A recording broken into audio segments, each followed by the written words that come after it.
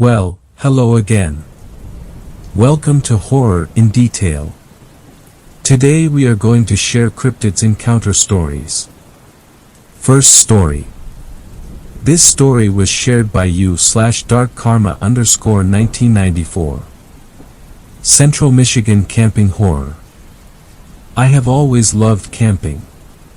There is something about being out in a tent away from electronics and everyday life that gives me a sort of reminder that I'm not totally dependent on civilization and phones to survive. I know that not bringing my phone is where I made my biggest mistake, but hey. It's Michigan. We don't have scary predators here that cause me to worry, and I knew these particular woods very well. Never experienced anything bad before, so I figured it was as safe of a place to be. It was my younger brother Todd, my sister Amy and her husband Don and me. All of us agreed no phones, just tents, beer and a relaxing time away from life. Well, I thought it was going to be relaxing. You can choose to believe what you will, but this did happen and my life is never going to be the same.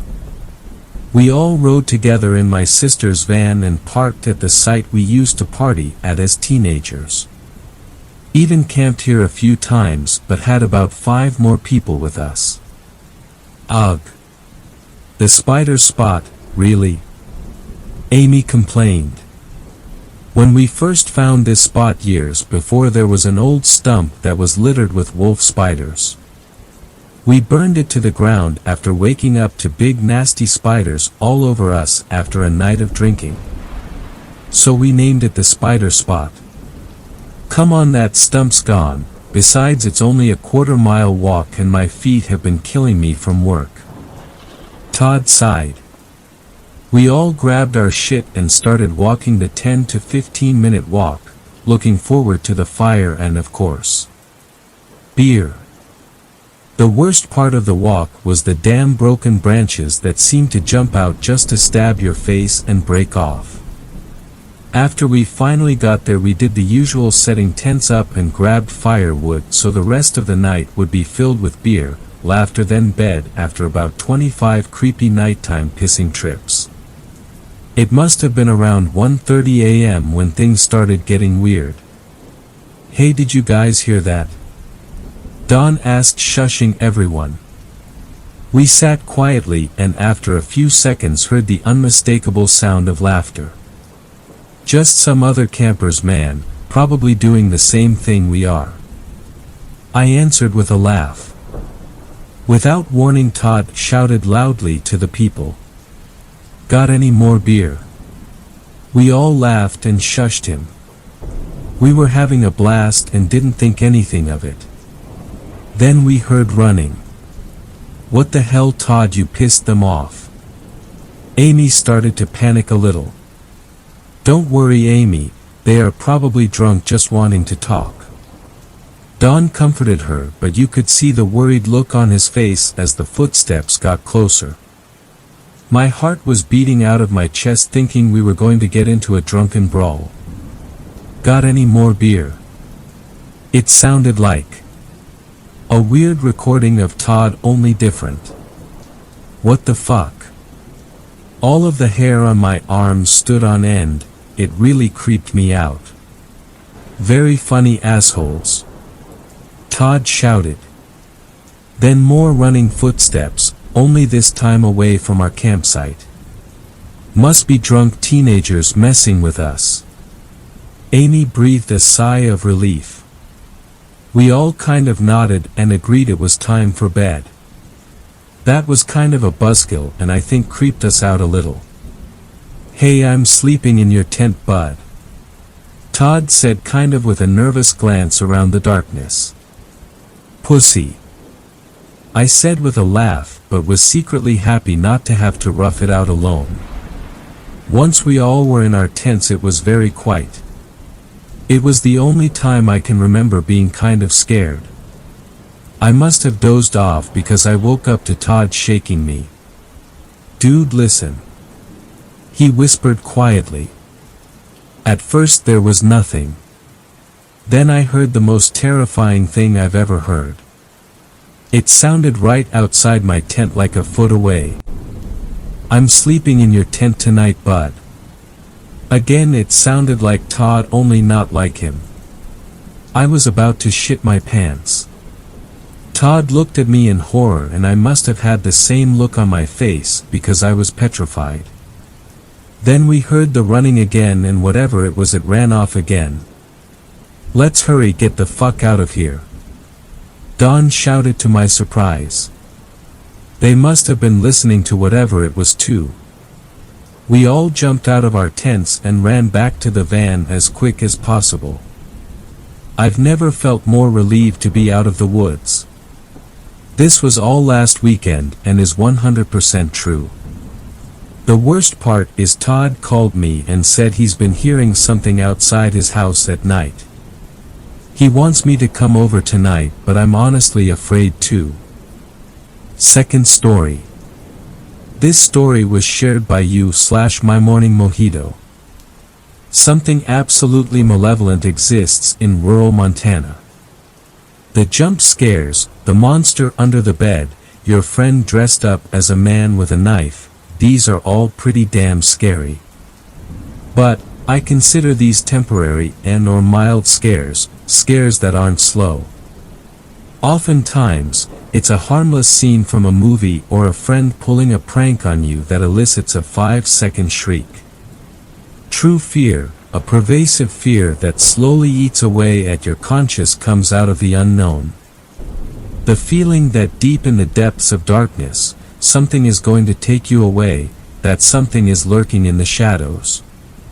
It's the feeling that any second, you could be dead, the feeling that a pair of beady eyes are staring right at you, but you can't stare back.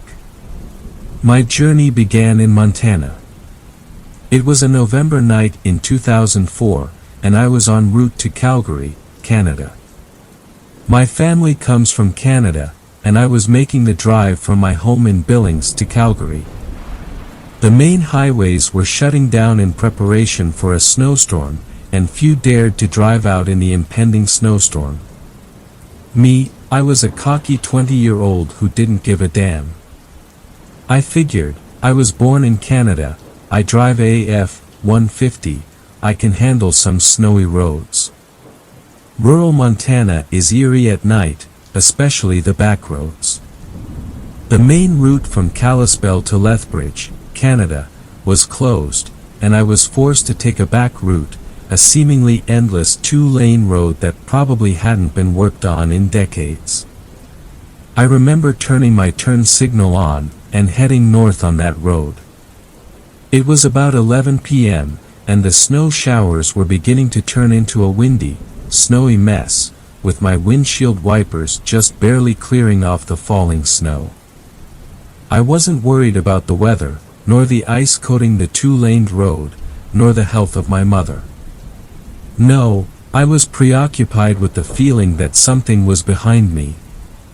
See, the road was entirely straight, and cut through a dense pine forest. The road was devoid of any curves, turns, or signs, it was merely a 50-mile-long straight shot through a dense forest. Straight. Endless.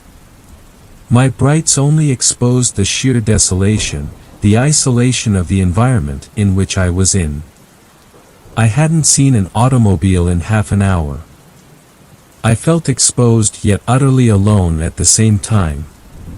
To calm my nerves, I inserted a Toby Keith CD into my radio and cranked the volume up. The soothing sound of country guitar was beginning to relax me, it was alleviating the feeling of unease. About a minute into the song, the track became jumbled. The guitar solo was abruptly interrupted by scratchy sounds. It was akin to nail on a chalkboard, it was absolutely unbearable. As I adjusted the volume, my F-150 lost traction on the ice, and within seconds, I found my car coming to a screeching halt, my hood trapped in a large snow bank approximately 20 feet off the side of the road. "Fuck," I screamed. I turned on my hazards and proceeded to curse like a sailor as I stepped out of the car and into the snowy landscape. The blizzard hindered the visibility to the point where I could hardly see feet in front of me. A ferocious icy wind was burning my face, and the feeling of unease only grew. I threw on an extra parka, and turned my car off. That's when I heard his voice. "Adam," he said. "Adam?" It was a voice that absolutely sent shivers up my spine, a voice that caused me to tense up like a marble statue. It was the voice of my father. "Adam, is that you?" I gulped and could barely breathe. My father was a park ranger in Banff, and then at Glacier National Park when we moved to America. When I was 10 years old, he got lost in a snowstorm, and was never heard from again. His body was never found, and while the police searched for weeks, he was eventually declared dead. I didn't have time to draw parallels between my situation and his situation, and I let emotion overtake me. "Dad?" I continued, "Dad, I can't see you." "I can see you just fine," it said. "Come a little closer." I froze. The seconds of emotions and adrenaline had abruptly come to a halt. I'm a rational man. My father was dead, he had been dead for 10 years. Something else was going on. "Adam," did I stutter, "come with me," it said. "Come with me. It's nice and warm where I stand, come with me." I still couldn't see whatever the fuck was speaking, and I had no time to play games. I hopped in my car and started the ignition. The damn thing wouldn't start. "Adam, your car won't start, it's futile," it said. The voice was distorted this time, it sounded as if my father had the flu, a real deep, raspy voice. Despite the freezing cold, I could feel nervous sweat dripping from my brow. The slow scare I mentioned was sinking in. I couldn't think, my hands shook relentlessly as I tried to start the car. Against my better judgment, I stepped out the pickup truck, and ran the opposite direction. I had never run faster in my life, the only force keeping my ass from running out of breath was pure fear and adrenaline. Behind me I heard it calling my name, its voice becoming more distorted each second. "Adam! Adam! Adam!" Within minutes, as the snow relentlessly beat down on me, and as the moon became shrouded by pine trees and snow, I found myself in the middle of a pine forest. Lost. Lost completely. Its voice, however, was slowly disappearing. As it faded into the night, so did my consciousness. The cold had gotten to me, and I hadn't realized it. Before I drifted to an unconscious sleep, I slowly put two and two together. It's November, my dad, November, snowstorm, lost forever. Those were my final thoughts before waking up in a Great Falls hospital. Surrounded by doctors, I glanced around me. I was dizzy and dozed in and out of consciousness before finally waking up. I drew a comparison between what happened to my father when I was 10, and the near death I had avoided. I shivered. After minutes of recuperating, the doctor beside my bed explained what had happened. "Mr. Redacted, you are a lucky, lucky man. You were found unconscious 200 yards away from a country road. Your body temperature was 88 F. I'm amazed that you seemingly won't suffer any long-term effects." "Who found me?" I asked, completely dazed, still recalling the thing that had chased me. "Some man driving to Missoula saw your Ford deep in the trees off the side of the road, your hazards reflecting some light. Minutes later, he heard groaning, and found your motionless body in the snow." The doctor continued, I only have one real question before I let you rest and talk to your mother. What drove you to leave your automobile and run into a pine forest, in the middle of a snowstorm?" He coughed and chuckled as he said, "I mean, come on, what happened? Did you see a ghost?" As he laughed at his corny joke, I thought to myself, I wish I had seen it. Third story. This story was shared scribbled Corvid. My farm is haunted. I've spent almost my entire life on the family farm. We've always been the first to adopt modern equipment and farming techniques, and I was the first in the family to attend college. Needless to say, I studied agricultural science. My skills save us a lot by not having to hire outside experience. Things have always been kind of weird in the region. Some say our wheat fields were plowed in over an ancient burial ground, and others say that a witch cursed the local region before being drowned in the local lake that we get our irrigation water from. What I do know is that things seem to be growing weirder ever since my grandfather was forced to retire and move to town. I would like to visit him more, but there's always something new to do. Things break down, and livestock get spooked. Things do seem to be easier when I bring Betsy with me. Betsy is grandfather's favorite shotgun, which he passed down to me before having to move into the home. My parents are out of the picture for the next year. They're taking an around-the-world cruise for their 30th anniversary. It's not easy to contact them. International phone calls are expensive, and they are limited in time when out at sea. Some of the workers are spooked too and refuse to spend the night on the property despite having access to spare houses for far cheaper rent than they pay in town. Not that I blame them. I spent the night in one of the houses since it was close to where I had to work late and get up early for a job, working on a broken irrigation pump. That night I slept poorly as I heard all kinds of strange sounds. Most would say it's probably an animal, and I would say the same if I did not hear it myself. I know what the local wildlife sounds like, and this was not that. It sounded like the Nazgul scream out of the Lord of the Rings movies. We're a high-tech farm and I've got plenty of cameras for monitoring. I went through the footage and got nothing but weird shadows and glitches on half the cameras. The other half were battery operated and were dead. Not usual, but also not unusual considering the quality of lithium batteries out of China these days. After I fixed the pump, I went out with Betsy and swapped in fresh batteries from a good brand and made a note to throw the bad ones in the battery recycling bin the next time I was in town. Things seemed to change for a while. The strange sound stopped, and all the cameras were working normally with no glitches or other failures. The good times didn't last. Things started to quickly get weird again a few days later. I'm hearing strange sounds. The workers are also hearing strange sounds while working in some of the more distant fields. The livestock are all spooked.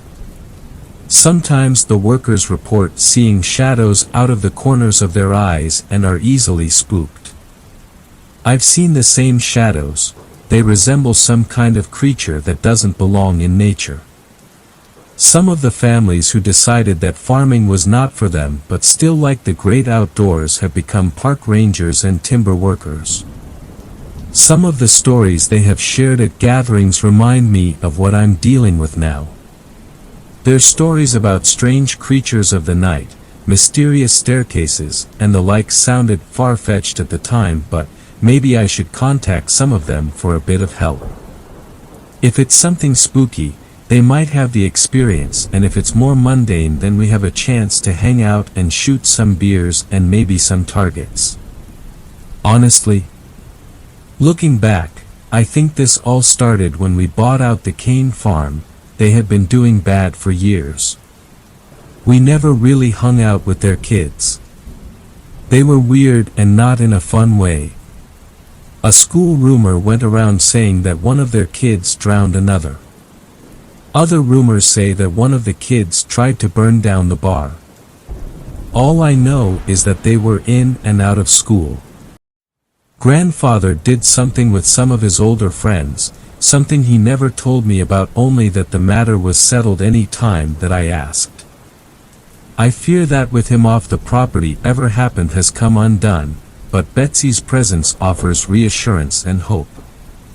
I read some online forums and discovered that sometimes supernatural entities like spirits can change the temperature of an area or even show up on infrared cameras, so I ordered a bunch of smart farming sensors to monitor the ambient temperature, pressure and humidity levels and the temperature and moisture content of the fields. I even installed some thermal surveillance cameras in places where workers reported seeing the strange shadows the most. These cameras also work in the dark to show if people are trespassing. The data from the sensors made no sense.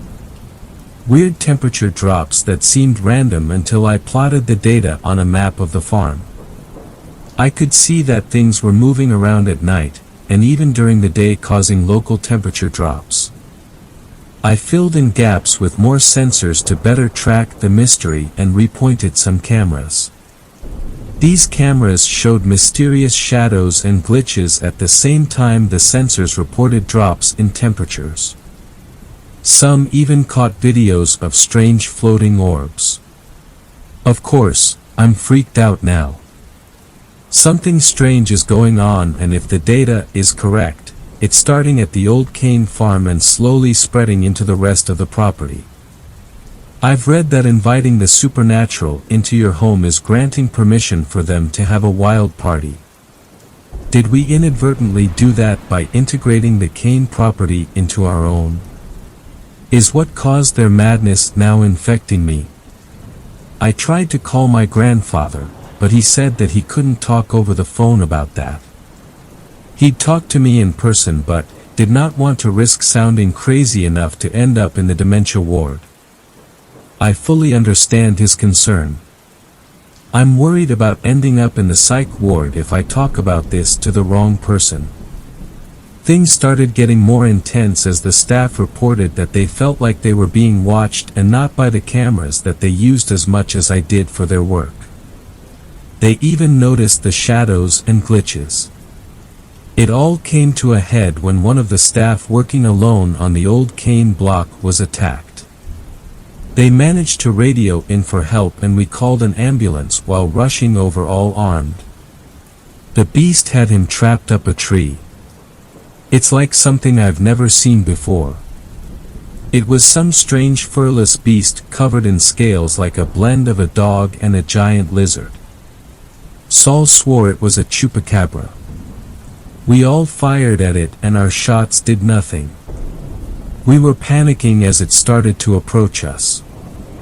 I remembered that Betsy warded off the entities before, ran to my truck, and grabbed Betsy, which was loaded with slugs. The first shot missed the creature, but the second shot hit true and did massive damage. The third shot finished off the wounded creature. Strangely, the beast didn't die like a normal coyote or wolf. It seemed to dissolve into oily shadows that faded from existence. We were all shocked to see that it faded from existence. Jack, one of my longtime friends turned employee, suggested that we go into town and get the pastor to come out and bless the place. Saul suggested that we call his church and ask for the priest to come out and perform an exorcism. When the emergency services arrived, the injured employee was loaded up on an ambulance and taken back to town. We told the police that it was a coyote that ran back into the forest, frightened by the rest of us arriving. If we told the truth, we'd be laughed at or worse, locked up for discharging firearms while drunk. That night we went to my grandparents' old house. One of the few places that the entities seemed to avoid. Our map data of their movements told us this. They also said that multiple entities had converged on the main road out of the property. We all felt better even as we lit the old fireplace and got to chatting. After a while, our conversations turned to talking about what we encountered and what could be stalking the farm. We discussed if it could be demons or devils, the jinn, yokai, or even Wendigo. The next day things calmed down.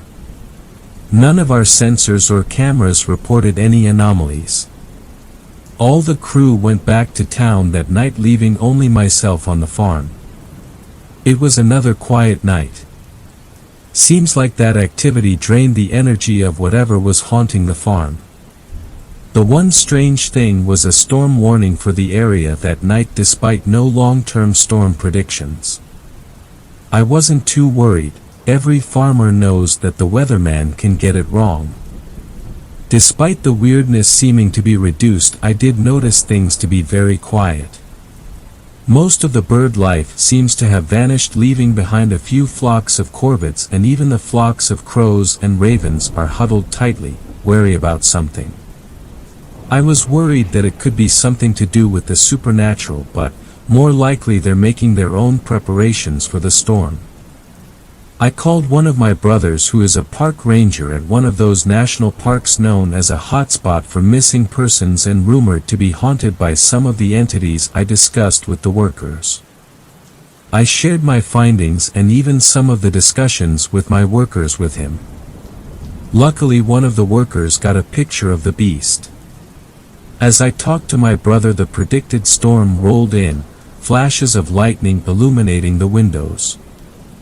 I spot the weird shadows again in the lightning flashes, but figure that it's just the flash overwhelming my eyes since everything was so calm. He grew more alarmed the more I told him on receiving a copy of the photo that he'd take a few days of emergency leave from work and be bringing a coworker with him. He sent me a phone number for a government department that I had never heard of before. The Bureau of the Occult. After I hang up on my brother, I check on the cameras and sensors. Some of them are down, likely due to lightning strikes and trees falling on cables. I'm not too worried. Cameras and sensors can be replaced in the morning. I do notice that the cloud backup hasn't run since I started installing the extra sensors and sigh in frustration. I plug in a portable disk and start the backup process before calling the bureau on the number that was given to me. I'm greeted by a professional voice, and after I explain my situation, I'm told that my brother opened a case on my behalf. The bureau did request that I send them all my data, and I agreed to email it to them. I wrote up an email on my laptop with the details of when I first started to notice the weirdness. The contact details of my grandfather, who knows more details including remote access credentials and the different accounts for the different software I use on my farm server that runs all the data gathering and analytics. I don't store it all on my laptop, I've got a dedicated server for that. Moments after I sent the email, I was both blinded and deafened by a nearby lightning strike that hit the power pole for the house. The force of the lightning strike makes the pole transformer explode in a shower of sparks. I grab Betsy and run over to the server that runs my monitoring infrastructure, only to find flames coming out of the power supply. I pull the hot swap solid-state drives only to find the chips physically blown. I groan in frustration. This bureau, if they are real, will think it's a hoax. The portable backup drive seems to be intact and cool to the touch, so I grab that, hoping that an archive of the data is on there, then grab Betsy.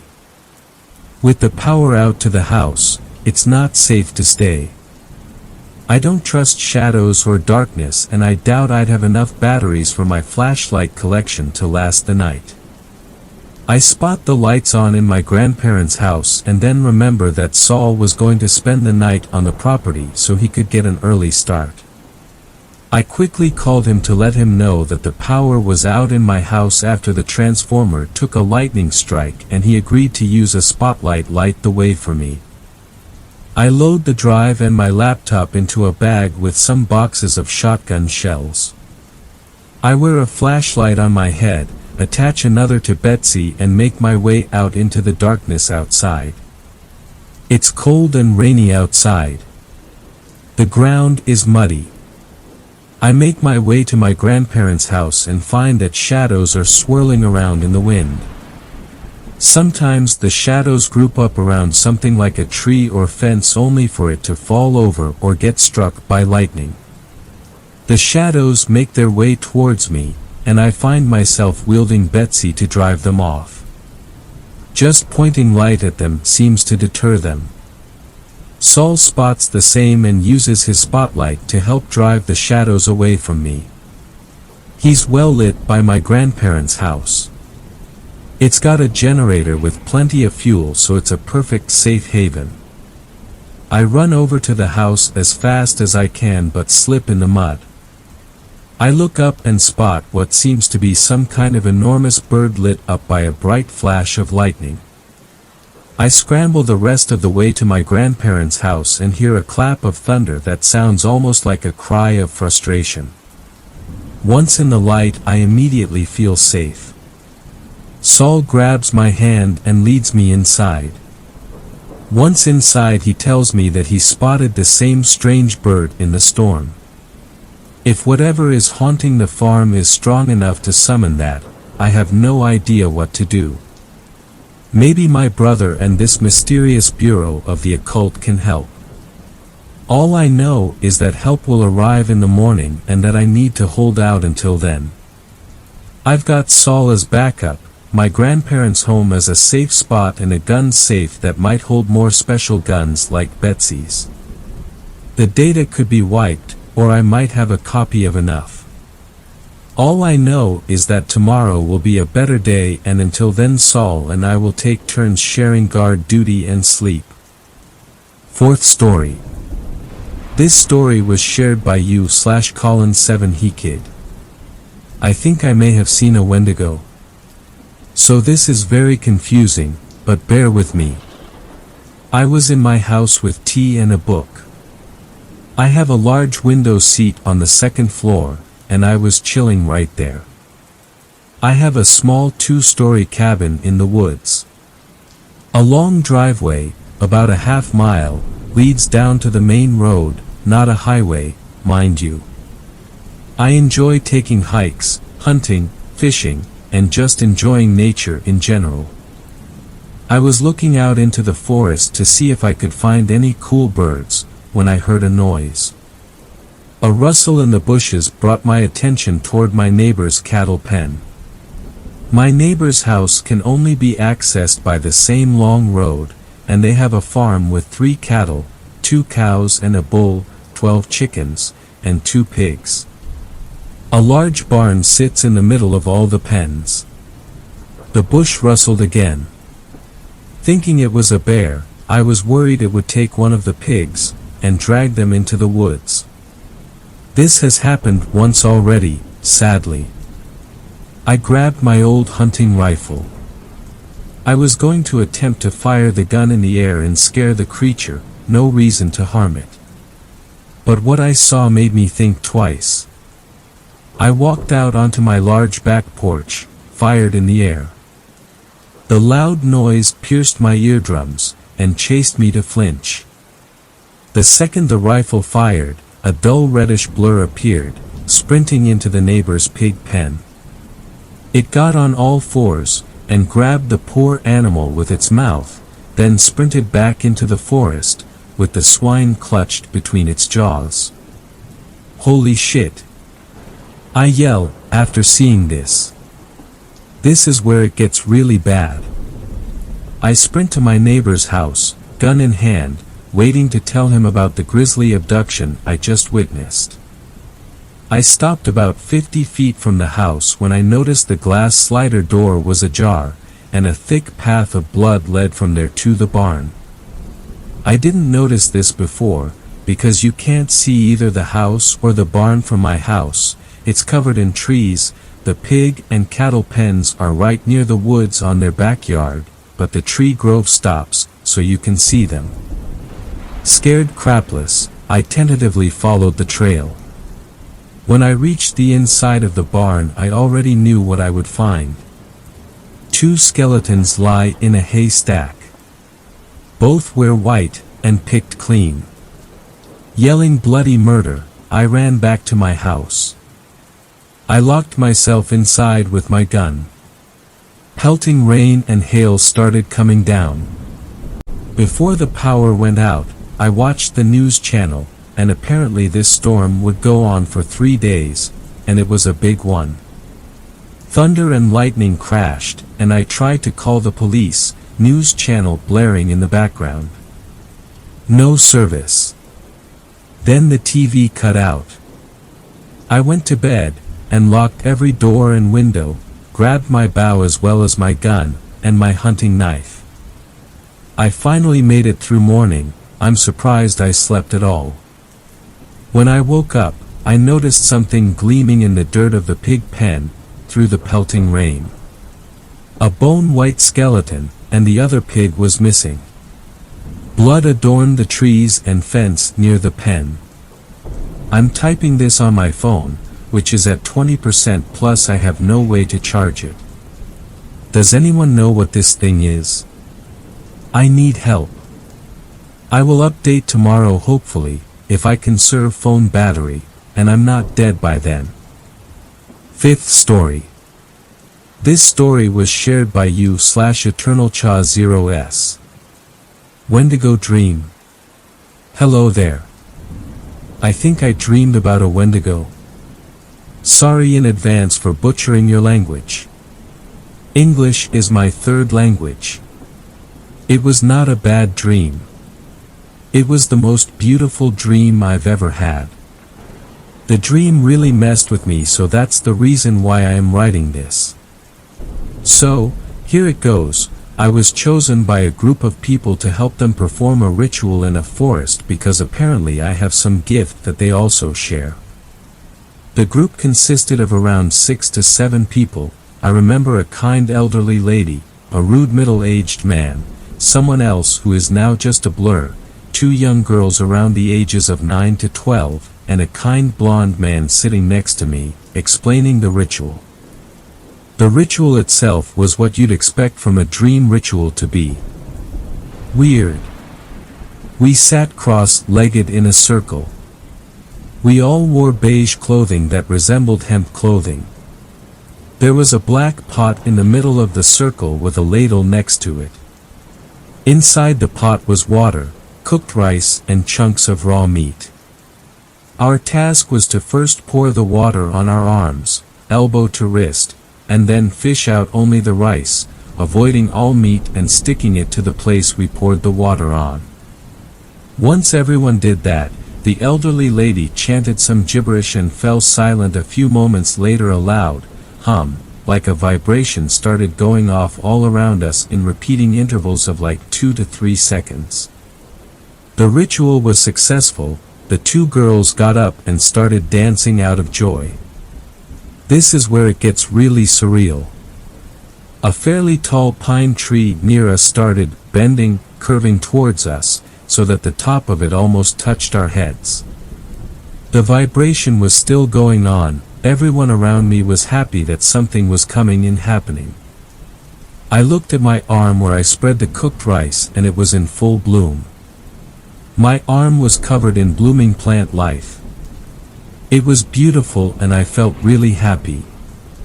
I then looked up, and in an opening behind the elderly lady there was a young deer that quickly jumped out of view, and a rabbit with red/brown fur staring right at me. After a while it too jumped out of view. The vibration was still going off until I felt something touch my shoulder. At that point, everything stopped. The exact moment it touched me I knew how it looked like and what it wanted to tell me. It was about 2 m tall. It had a deer skull with long antlers.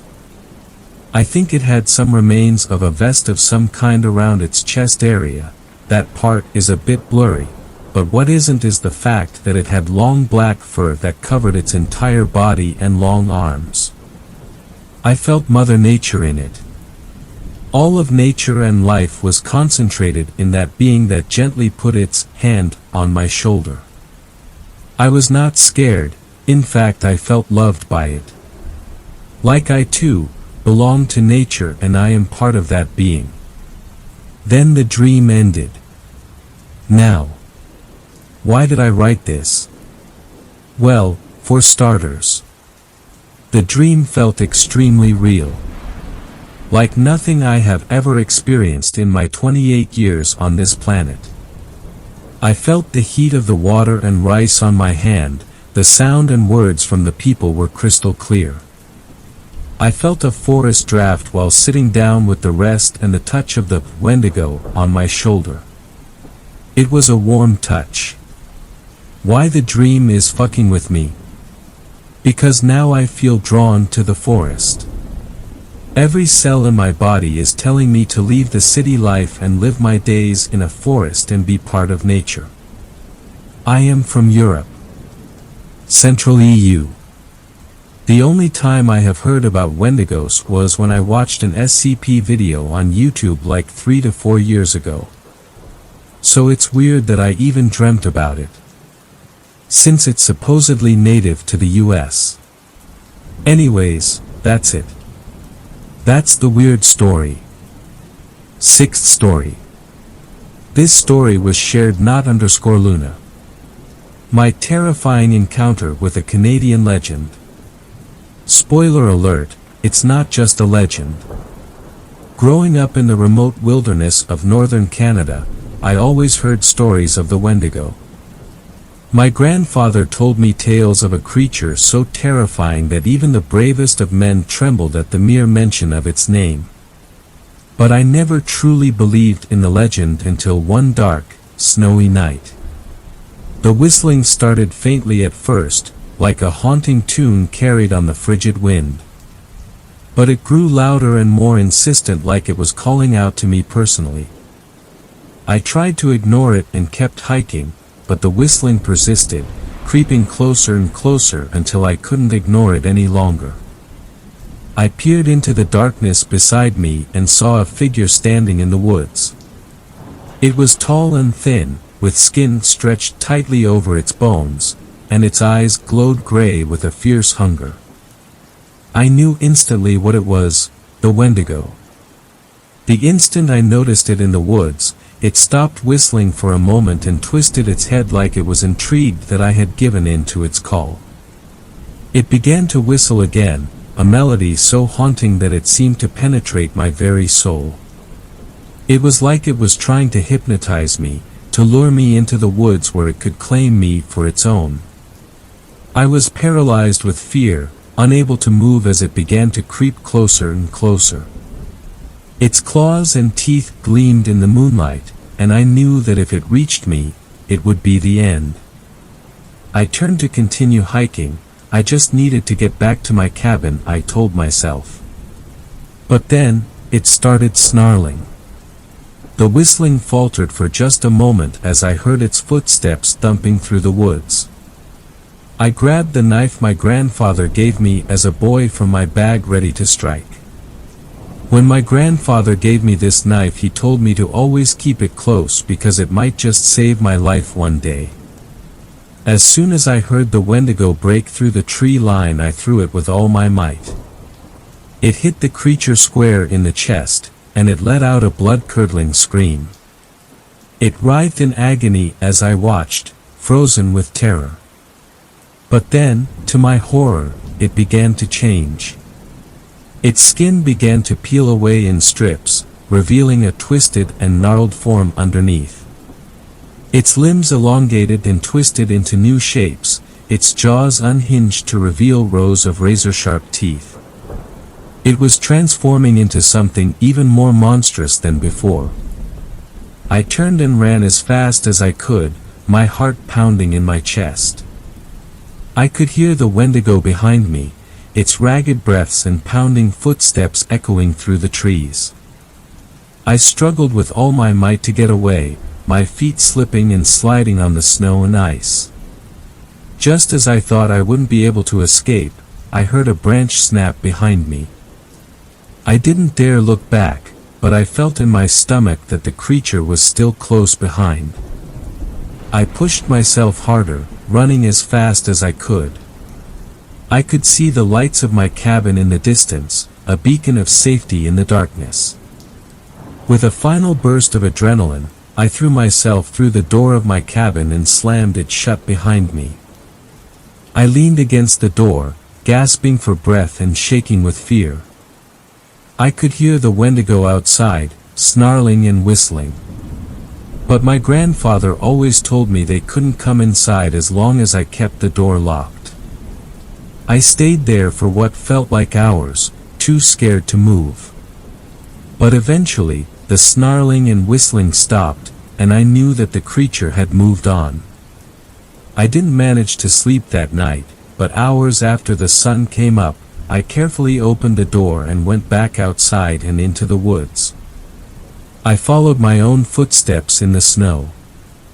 The Wendigo's nowhere to be seen, as if it hadn't been stomping into the ground with what sounded like an earth-shattering force. About halfway to where I thought I had first seen the Wendigo, I found a tree. Mangled, split in half and laid out diagonally across the path, I realized this tree was how I was able to get away. Then I thought back to what my grandfather said about the knife. Maybe the knife made the tree get in the way. Maybe not. Either way, I never forgot that night. For years after that night, I lived in constant fear of the Wendigo's return. Every time the wind whistled through the trees, or a stray twig snapped in the woods, I would freeze, waiting for the sound of that haunting melody. 7th story. This story was shared by you/resident, Safe771. My parents went hiking 3 days ago. The search party found their GoPro still recording. It was sudden. We got a call from a nearby city's police station. Our uncle who was taking care of me and my sister while our parents were away answered the phone. We were confused as to why our uncle was crying until we learned the news. Our parents were found dead over 11 miles away from where they started hiking over 3 days ago. I was horrified. I felt as if my world has just splintered into nothing, and my sister just fell to the floor while I just sat there, blank face and warm tears running down my cheeks. The sheriff was obligated to ask us where we wanted the funeral, and other questions. Thankfully my uncle pulled himself together and scheduled his own brother and sister-in-law's funeral by himself. The weeks flew by as the weekend was over and I was left in a well of grief, still processing all that had recently happened. Eventually, we got another call, telling us that another piece of evidence had been found. We initially dismissed it, until they told us that it belonged to our parents. As they told us, the more intrigued we were, until my uncle decided to drive us all down there. After all of us at least wanted to see their faces one more time, since mysteriously, the funeral was closed casket. Once we got there we waited in the waiting room until a man guided us in. They said they had not yet reviewed the footage, and that when they found it, it was covered in blood and still recording even though it was clearly damaged. Finally, we got to a room where they were ready to play the footage, and all of us took a seat before the man who led us in started the video. At first, it was just my parents walking. We fast-forwarded, more walking, some fishing, picking up sticks and skipping rocks. I was simply happy to see my parents again, even if it was just a recording. We went to the next video. My parents were just walking, but looked noticeably tired and anxious. Eventually, while they were resting, my mother broke the silence. "Did you hear any of that last night?" My father responded, "Yeah, it sounded so odd, like it was directly in my ear, but also near a mile away." She gave him an agreeing nod. Eventually they kept walking, not breaking the silence until they camped. "Do you think it will happen again?" my mother asked. My father responded, "It had to have been just some animal. No creature would follow us that far just to make some noises and not do anything to us. But what if it dash?" My mother was cut off. "Just trust me, we'll leave tomorrow and forget any of this happened." My father tried to reassure her. It worked and they went to bed. On the third day though, something was off. My mother no longer had her bright energy accompanying her, and my father seemed to be suffering from sleep deprivation. It felt as though my parents were just husks of their former selves. And more ominous than that, there was a strange, faint background noise constantly playing for the first 3 hours. Then it just stopped. My parents looked around and seemed to sigh and become way more relaxed. Then they stopped for a food break at a small creek. It seemed good, until that noise started back up, and louder than before. This caused notable dread in my parents, as the fear in their eyes was visible. They both ran away, leaving all their food behind, as the noise kept getting louder. Eventually, my mother tripped and her bone-chilling screams could be heard in the background as the noise seemed to stop with her. After 2 hours of non-stop running, my father ended up at our house backyard. I heard him sobbing uncontrollably. He was a mess just by the audio. He started to get it together and approach our house, until the light around him seemed to wash away, like fresh paint in reaction to water. We sat there watching this overwhelming silence and darkness, until it was broken by a faint sound. Then it got louder, and louder, until it felt like my eardrums were about to pop. My father appeared back in the woods, but he was not alone. As he turned, a part of the screen seemed to warp and glitch out. My father looked at it, and started screaming as the thing approached him in the blink of an eye. My father seemed to be screaming as something was inserted into his mouth, then it stopped when the snapping of his bones was heard. The GoPro fell onto the ground, and it filmed my father floating over the glitching part of the screen. Then both of them just seemed to phase out of focus, and into nothingness. I was in shock by what I saw, and so was everyone else in the room with me. My sister was pale, and my uncle looked completely petrified. Finally, the police escorted us out. The drive home was silent, and we all seemed to not dare to speak a word, because, in the silence, we all heard it. The faint sound of the thing that killed my parents, slowly approaching. 8th story. This story was shared by you/So Hungry Throwaway. I killed something unnatural, and I can't stop the hunger. I'm not entirely sure where to start, so I'm going with a brief introduction. My name is Xander. I'm a freelance interior repair guy. I fix the seats, dashboard, and any other interior upholstery in vehicles, and I'm more or less the best in my area. You'd be surprised at the kind of money you can make fixing the car seats of rich people who can't stand the tiniest mark. At the moment, I am taking a 2-month hunting trip out in the middle of nowhere, and something is clearly wrong with me.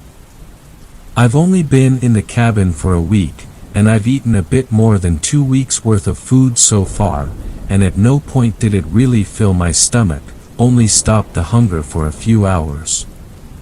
It started on my first day up here. I got my SUV unpacked, fired up the generator and set up the satellite so I could have Wi-Fi and TV, then grabbed my gear and decided to see if I could find anything out by my tree stand.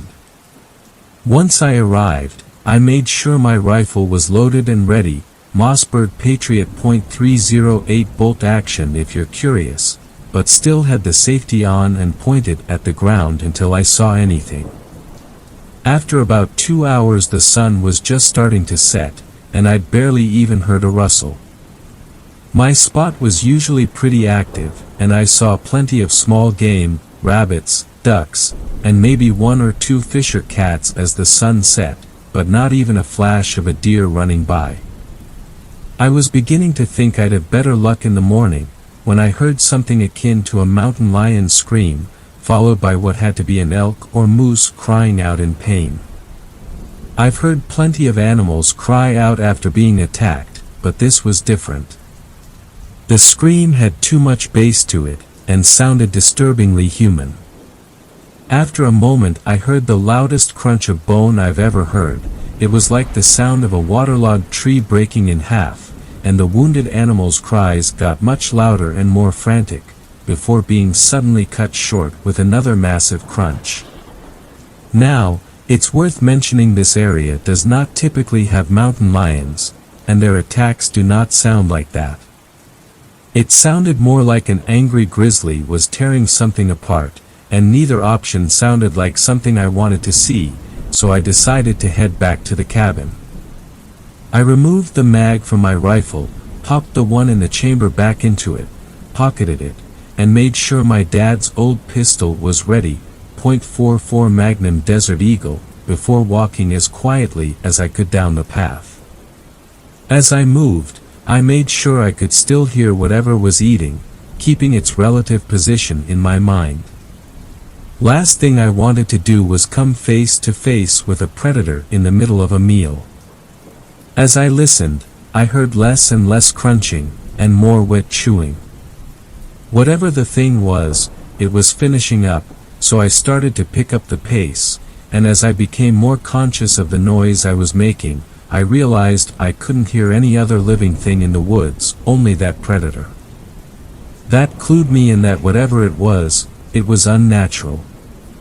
To those who haven't spent much time in nature, you might not know this, but when the woods go quiet, you get going. At best, you've got a predator nearby, and at worst, you're already screwed. I almost started sprinting when I realized this, but instead I simply steadied my breath, turned off the safety on my pistol, but kept my finger off the trigger, and watched my footing carefully. If I trip now, I may as well ring the dinner bell. I could see my cabin in the distance, and I finally started to calm down a bit, before I heard that thing scream again. It sounded like a man who just lost a limb, a scream of pain and fear, but there was still something animalistic about it, something feral. It had to be something big, and possibly rabid based on the amount of noise it was making.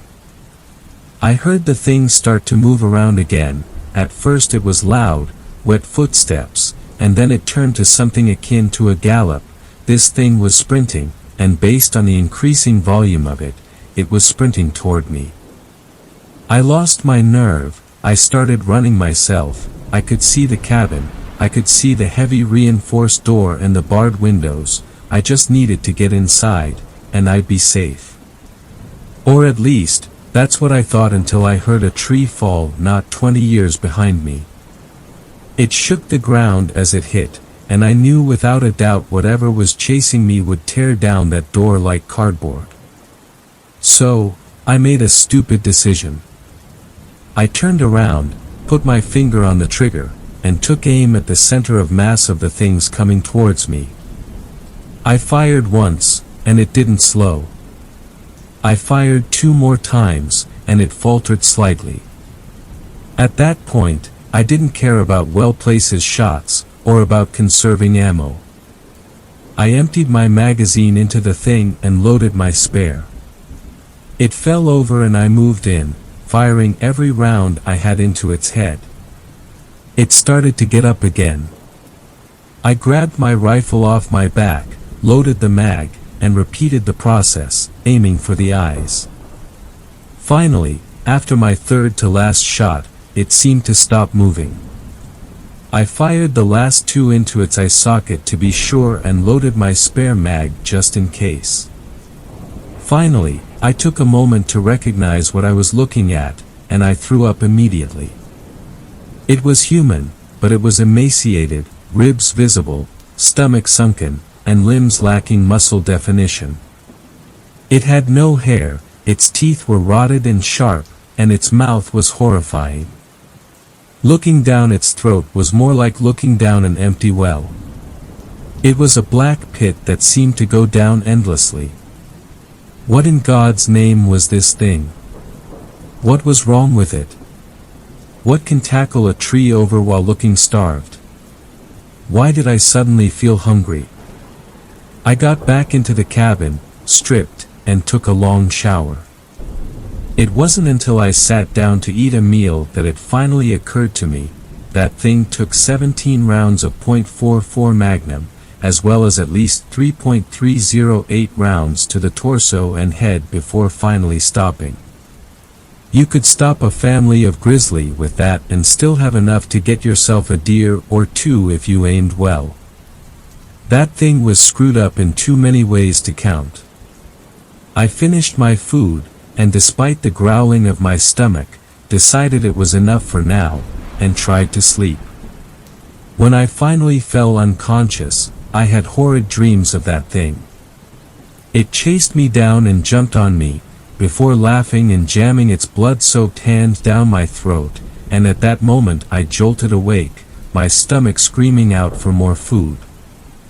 I started out by making a few eggs, then some toast, then bacon, then pancakes, and finally I felt, well, not full, but the growling stopped for now. I didn't feel bloated, or weighed down at all like you should after eating about 3 people's worth of food in one sitting. I thought I must have just burned a lot of calories running from and killing that thing, but given that the hunger has stayed the same since then, I have a feeling it's something more insidious. I stepped outside to get a better look at whatever it was I killed, and when I approached the body, I quickly noticed 2 things. 1, there was not a single living thing near it. No ants, no flies, no small scavengers, nothing. No living thing would touch it. 2nd, it seemed mummified almost, as if it had died in a bog a few hundred years ago. It was clearly decaying in some way, but there was no stink of a corpse, only the same sour body odor it smelled of when it was alive. I could only assume that not even bacteria wanted anything to do with it. I left it alone, and stepped back into the cabin to connect my phone to the satellite so I could try and Google whatever that monster could be, but nothing is really fitting what I'm seeing, and it doesn't really explain my sudden hunger after its death. Does anyone know what it could be? I can only assume it's cursed me or given me some disease that makes me hungry, and I can't keep eating this much. I'll run out of food in a week if I do. Please, does anyone know what could do something like this? 9th story. This story was shared by you/Romanian_roulette. My uncle encountered a thing on my granddad's ranch. I would like to note that this is my uncle's story, not mine. I will also be writing this through my uncle's perspective when the event occurred. Thanks, OP. I guess the whole event took place in the summer of '75. I was about 13. For the story to make sense, I'll start with context. My mother divorced my dad due to his issues with alcoholism, and quickly got custody over me and my 5 siblings. My dad was struggling greatly, so he made what was most likely the best decision, to move to a remote log cabin in Montana. He also had pretty serious mental problems. Because of his problems and the severity of them, my mom decided to never really let us stay at his cabin. She claims that she made a good decision, but I really feel like she accidentally made things worse, just isn't brave enough to own up to it. Anyway, my mother finally decided to let me fly up to my dad's cabin for a week, mostly because she felt like he needed someone in his life. Someone of his own flesh and blood to just be there for him. I wasn't very pleased with the decision at first, but my mother just told me to suck it up, so I did. The first day I arrived, my dad picked me up in his Ford 67 and we drove off. From the start, I could immediately tell that he was really bad off. He was very unkempt, he smelled like sweat and cheap deodorant, and he just gave off the vibe that he had practically hit rock bottom in life. But despite all that, I could tell he was happy to see me. For the rest of the day, we just took it easy.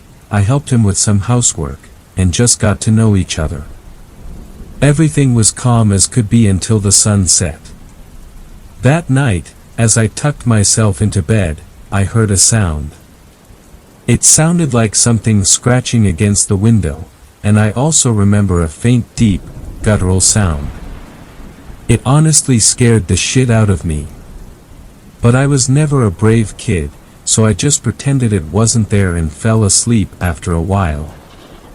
The next morning, I decided to tell my dad about what I heard, to which he replied, it was probably just some coyote or puma. I was pretty sure it wasn't a puma or coyote, but I went with it anyway. The next night, I heard the exact same thing I heard the night before, just louder.